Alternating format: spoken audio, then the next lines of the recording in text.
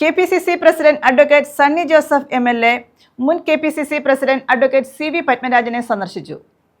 മുൻ മുഖ്യമന്ത്രി ആർ. ശങ്കറിന്റെ കൊല്ലത്തെ സ്മൃതി മണ്ഡപവും അദ്ദേഹം സന്ദർശിച്ചു.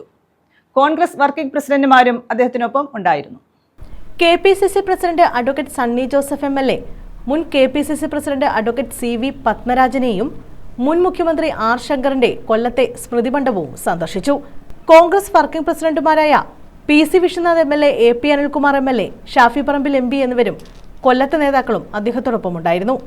ശങ്കേഴ്സ് ആശുപത്രി വളപ്പിലെ ശങ്കർ സ്മൃതി മണ്ഡപത്തിൽ സണ്ണി ജോസഫും നേതാക്കളും പുഷ്പാർച്ചന നടത്തി.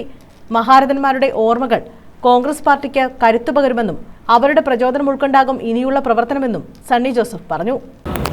ഒരേ സമയത്ത് ഭരണത്തിലെ നേതൃത്വ പങ്കാളിത്തവും അതേപോലെ തന്നെ പാർട്ടിയുടെ ശാക്തീകരണത്തിനും പ്രവർത്തിച്ച ആ മഹാരഥന്മാരുടെ ഓർമ്മകൾ ഞങ്ങൾക്ക് കരുത്തു പകരും. കേരളത്തിലെ കോൺഗ്രസിൻ്റെ ഊർജ്ജസ്വലമായ മുന്നേറ്റത്തിന് അത് പ്രചോദനം നൽകുമെന്ന പൂർണ്ണ വിശ്വാസത്തിൽ ഞങ്ങളുടെ ചുമതല ഏറ്റെടുക്കുമ്പോൾ അവരുടെ എല്ലാം ആവേശകരമായ ഓർമ്മകൾക്ക് മുമ്പിൽ ഞങ്ങൾ നമിക്കുന്നു.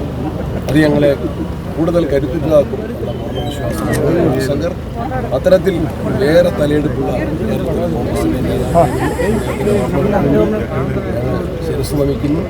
എല്ലാവരുടെയും സഹകരണം കോൺഗ്രസ് പ്രസ്ഥാനത്തിൻ്റെ ശാക്തീകരണത്തിന് ജനാധിപത്യ മതേതര ശക്തിയുടെ മുന്നേറ്റത്തിന് എല്ലാവരുടെയും സഹകരണം അഭ്യർത്ഥിക്കുന്നു. തുടർന്ന് ആനന്ദവല്ലീശ്വരത്തെ അഡ്വക്കേറ്റ് സി.വി. പത്മരാജന്റെ വസതിയിൽ സണ്ണി ജോസഫ് എത്തി അനുഗ്രഹവും വാങ്ങി. ന്യൂസ് ബ്യൂറോ, കൊല്ലം.